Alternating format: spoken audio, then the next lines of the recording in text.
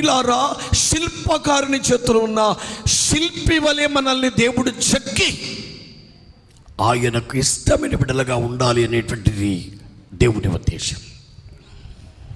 అంటే మనమంతా ఆయన రూపమునకు మనము మార్చబడాలి.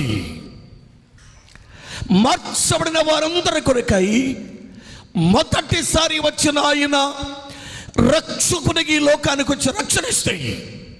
రెండవసారి ఆయన వచ్చినప్పుడు ఆయన న్యాయ తీర్పరిగా మన మధ్యకు రాబోతున్నాడు. అంటే మనకంటూ ఒక న్యాయ తీర్పు ఉంది.